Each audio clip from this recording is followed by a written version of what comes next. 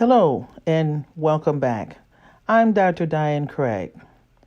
I am thrilled to be with you once again. For those of you joining us for the first time, this is an empowerment group for those who want to reinvent themselves. We are the ones who are not afraid to go after what we want and make the changes necessary to live out our dream, no matter what our age is. Mine is 64. We are the dreamers and the creators that want to make a difference in the world and are not willing to settle for the status quo. A focused, determined goal driven by a desire to impact others. This is not for everyone. However, if you possess the courage to want to implement change, make your dreams a reality, make a difference in the world, and make it a better place, then welcome aboard. The world is waiting. Pursue that dream that got put on hold because life got in the way. Meanwhile, we will learn, grow, and have fun. This brings me to my first point. In the previous episode, I talked about emergency room culture. It is how the emergency room is run. It is also a place of great angst and anxiety for many who are ill and in need of answers for themselves or their loved ones. Here's a story of one of my emergency room experiences. With over 30 years of experience in the emergency department, I have hundreds of them.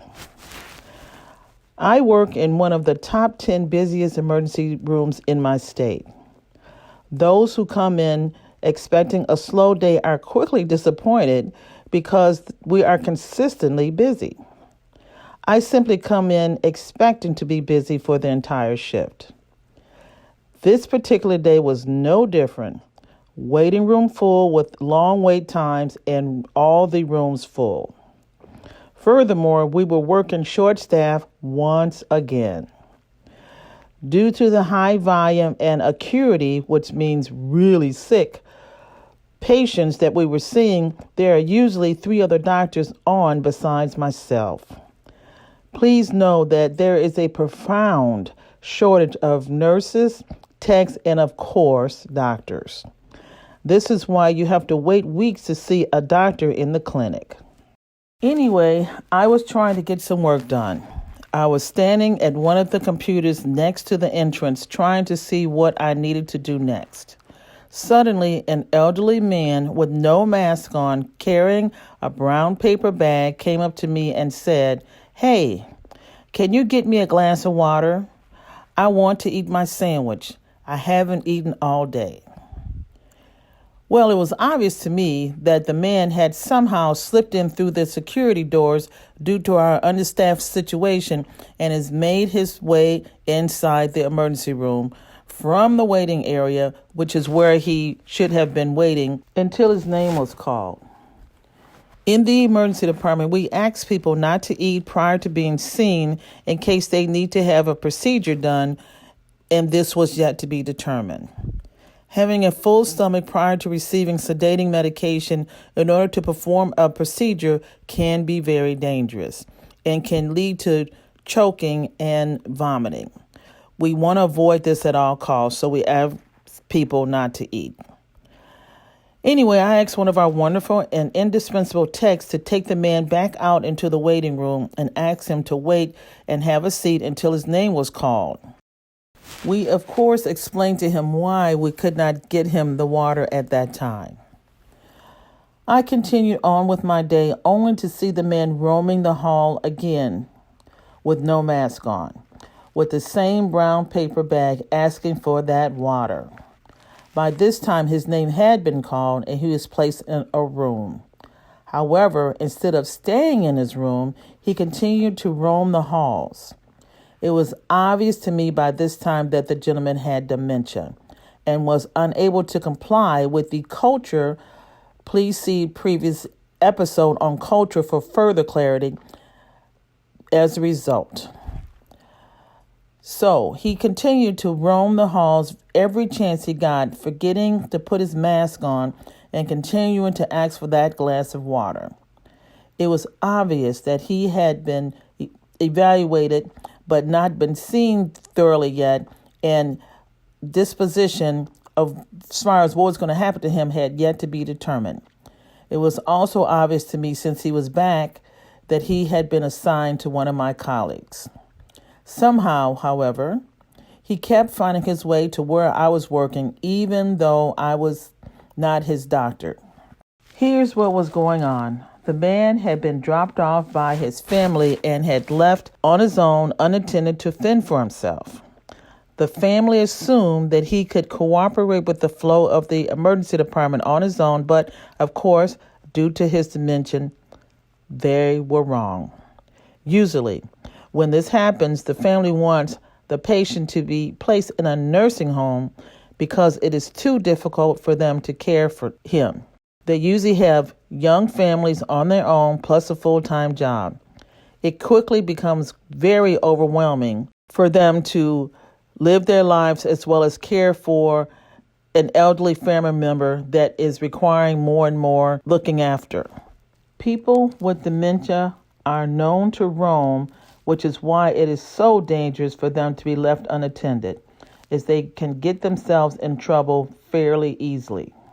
Some die of exposure if lost in frigid weather. I am sure you have seen the news reports about endangered missing adults because of dementia.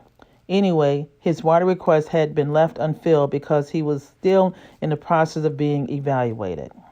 So we had to come up with ways to keep the man out of the hallway and in his room. With no family present, this fell on the short-staffed emergency department.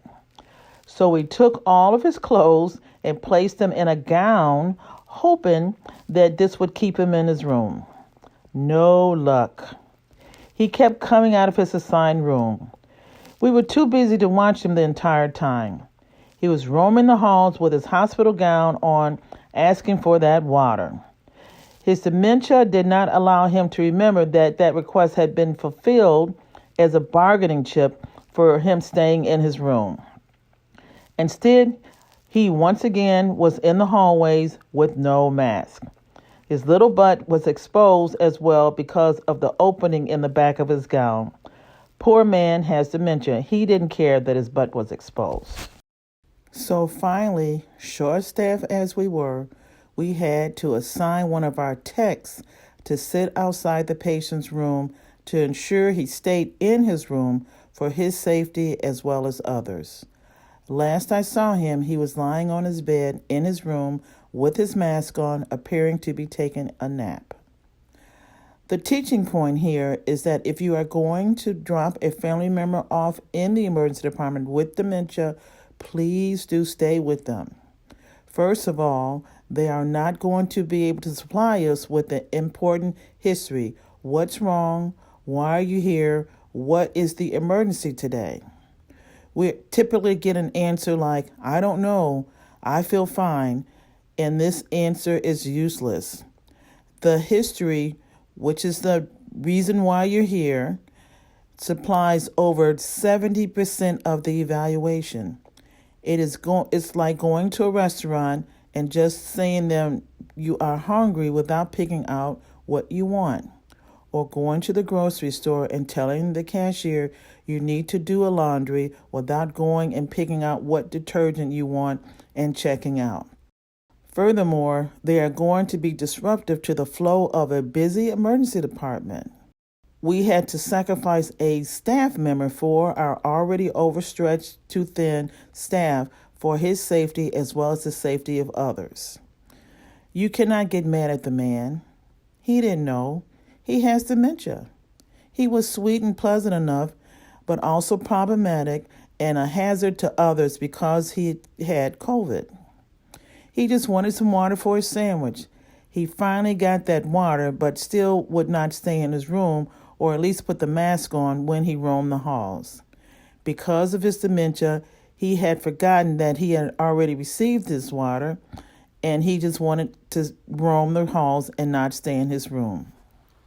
Are you working towards your 1% clarity today? It does not have to take all day, but always do something to work toward your dream. Always remember 1% at the end of the month is 30% growth from where you are today. Listening to this cast is a great start, but please do work on how to apply it to your specific mission. Creativity must be nurtured. It is up to you to figure out what you want to be your focus. Only you can do this by putting in the hard, consistent work. By all means, don't let fear or laziness stunt your momentum. But don't be too hard on yourself and beat yourself up either. Do challenge yourself in a healthy, respectful way that encourages growth. No putting yourself down or negative, disruptive comments to yourself.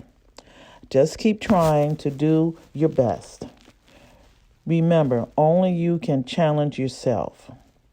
No one can do this for you. Be brave. Remember, it takes courage to pursue your dreams and not accept the status quo. Read a chapter of a focus book, write a chapter of your book, or watch that all-important educational video on how to move forward. Put creativity on a shelf and ignore it. It eventually dies, as well as making your dreams a reality.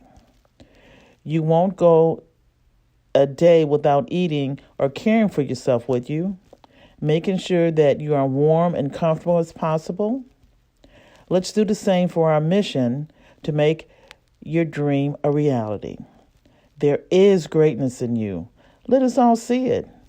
The world is waiting. Always move forward while working on mind, body, and spirit. Do remember that God can use anyone. Peter from the Bible came from nothing. He, however, developed deep convictions about helping others to know God. As a result, even though he's been dead for centuries, he is still impacting people for God to this very day. Studying out Peter's life, you will read of how Jesus had to severely challenge him on having weak convictions. Peter was weak because he cared more about what people thought about him instead of keeping his focus. Peter, of course, changed and became the powerhouse that he is today with hard, consistent work. Same can happen to you in making your dreams a reality. Anyway, that's all for this week. Can't wait to hear how you are progressing and making the world a better place for all of us. Till next time, praying for your success and wishing you the very best.